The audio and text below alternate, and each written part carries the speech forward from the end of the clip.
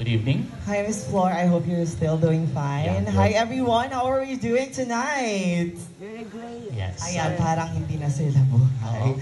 I hope everybody can still listen. Ladies and gentlemen, this is the most crucial part of the Yes. competition. This is going to be the final question. Okay?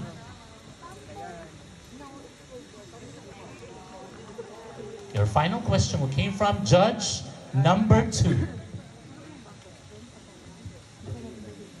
Hi again. Good evening. Hi, ma'am. Good evening. So here's my question.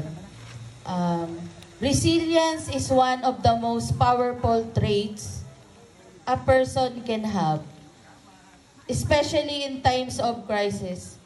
Can you share a personal experience that tested your resilience and how that moment shaped the person you are today?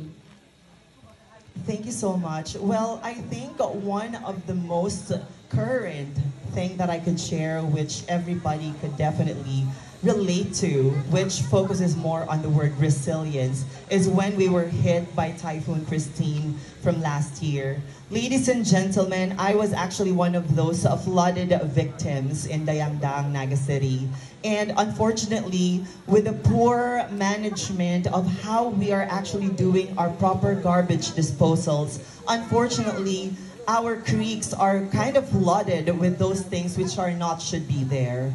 Then I think one of the things that we should address into doing it is making sure that we start the change within us.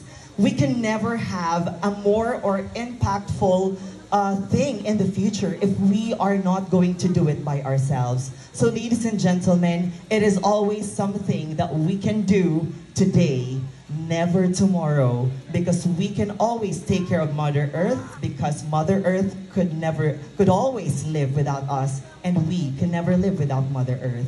And aside from that, ladies and gentlemen, we always need to remember to start the change within ourselves. Because at the end of the day, it is always about you making a change, making a choice, and then also taking that chance. Thank you so much. Thank you. Candidate number 5. Candidate number 7.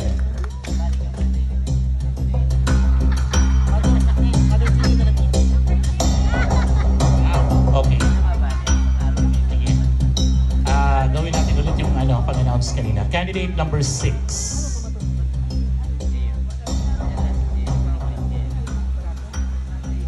Good evening. Candidate number 6. Good evening, sir. Judge number is... Judge number 1. Judge number 1. Your final question, please. Hello again, candidate number 6. Here's your question. If you had to choose between saving the environment or advancing technology, which would you prioritize and why? Thank you. As part of my preparation for tonight's competition, I've always kept a promise to myself, and that is to inject sensibility in every words that I'll be uttering. Because my main objective is to be understood. So if I will be weighing what to save, is it saving the environment or advancing technology?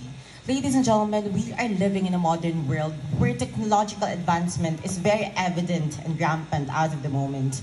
And I believe that within advancing our technology the most and investing on it, I believe that we could create advanced weapon enable for us to save Mother Earth. Because if we could have advanced technological equipment so enable for us not just to educate, but to create a cause and to create actions enable for us to save our dying nature, I can assure you 100% sure we're investing to what is practical, what is more ethical, and what is more effective as of the moment. Because if we could weigh the things that we could do more effectively while not being costly, I would like to go that way. Prioritizing saving the nature while advancing the technological advancement within our society. I believe that in the end, we could go to the success that we are craving for while saving and preserving our nature, our home for the next generation. Thank you so much.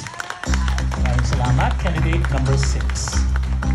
We are calling now candidate number 7.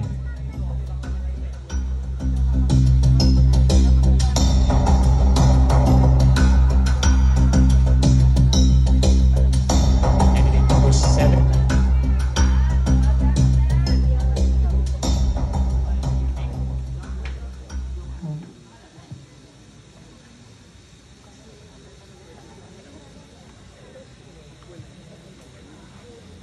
My faith lies on judge number 2.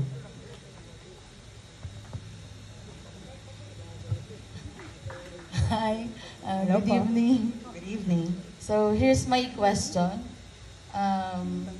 True leadership can come from anyone. So regardless of gender and background, if given a chance to lead the community project, what would you focus on and how would you ensure its success despite of limited resources? Can you please repeat that? True leadership can come from anyone. So regardless of gender or background, if given a chance to lead a community project, what would you focus on and how would you ensure its success despite of limited resources? Thank you so much for that very wonderful and challenging question indeed, ma'am, that you have bestowed upon me. And I wanted to be different in answering this question because this portion is not to impress each and every one of us, but this is to express our own thoughts regarding a particular matter that each and every one of us can definitely learn something from it. I would like to tackle that particular project.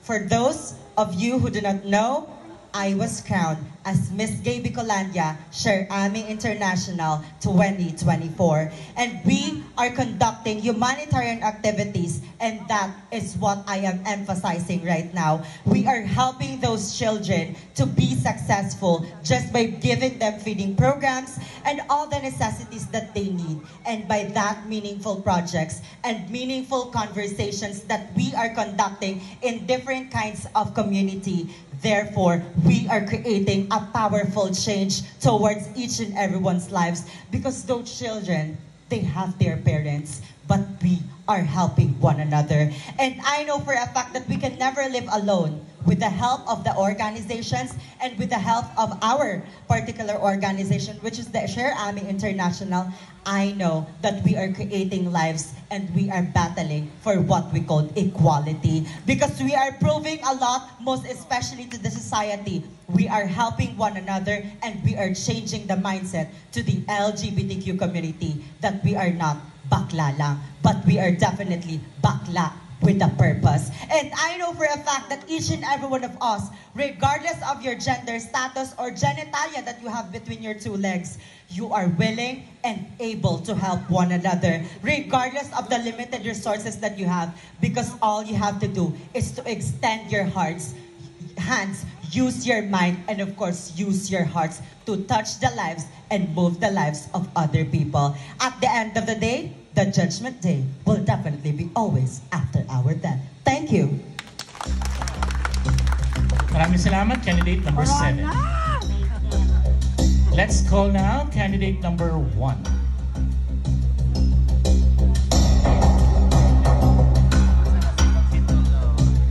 Candidate number 1, please.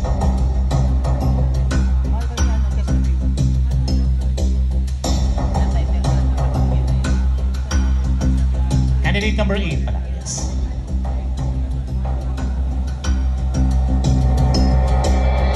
Joel Oliveira. Good evening, candidate number 8. Okay. Your final question came from judge number 3. Again, good evening, Judge Tuloy. It's so difficult, ladies and gentlemen, it's so difficult, to be in the situation of these judges.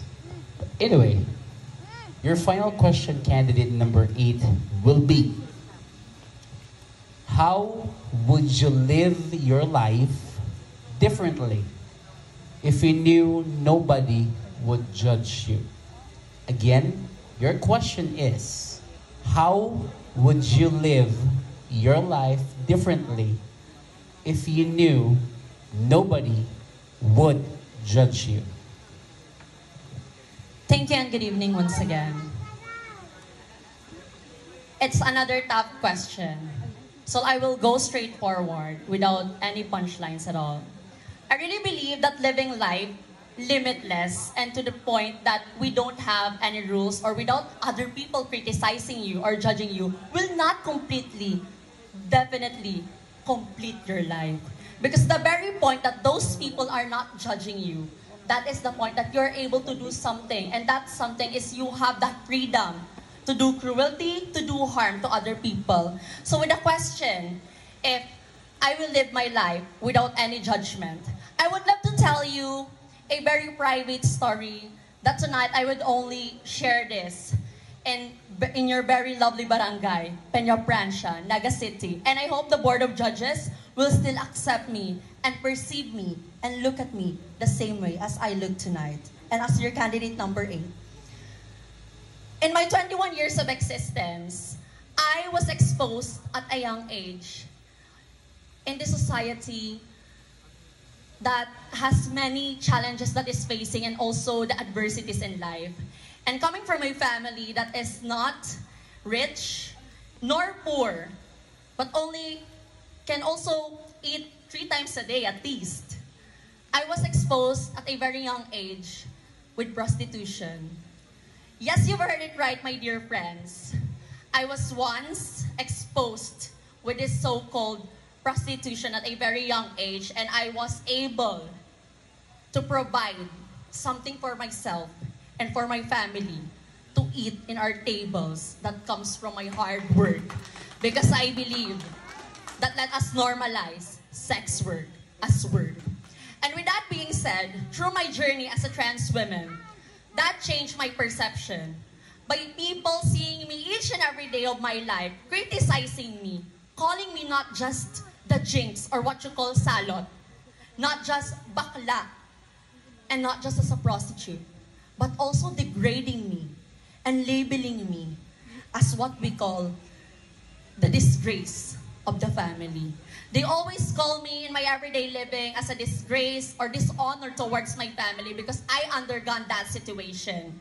And I think this situation in my life touched me, and that is the reason why I am here tonight, standing in front of you. And with that experience of being a prostitute, I was able to come up and provide for myself, especially for my studies, that I passed the licensure examination for professional teachers this year, and that changed my life. And with your question, how will I live my life if nobody will judge me? Simple. It will not go very easy. It will not be very happy, but at least I am free. I am genuinely me, and I am unapologetically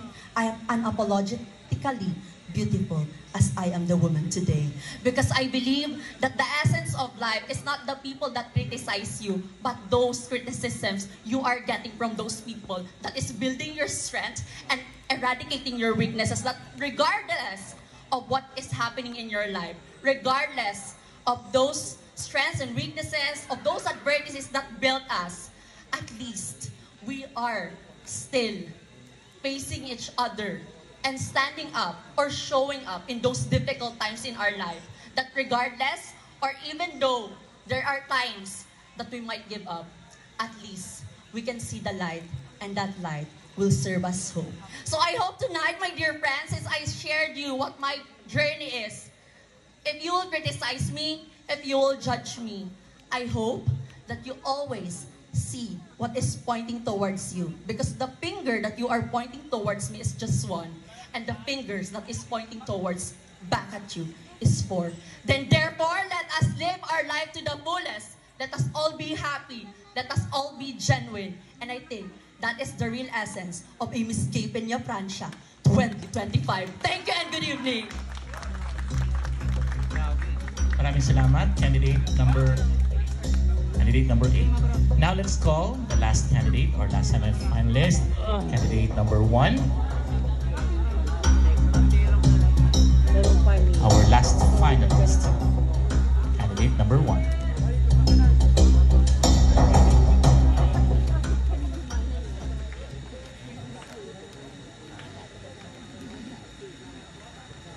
Okay.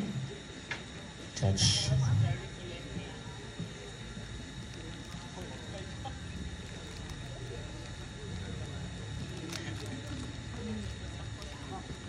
Your final question will came from judge number 3. I am so blessed to. Again, good evening, Barangay Peña Francia. Okay, everybody, I think everybody's kind of sleepy right now. We'll see you again tomorrow for the Miss Foundation Peña Francia 2025. Hi sa handlers and from Cup, Jackie, and everybody, good evening. Now, for the final question of the night, for the final candidate of the top 5, your question is,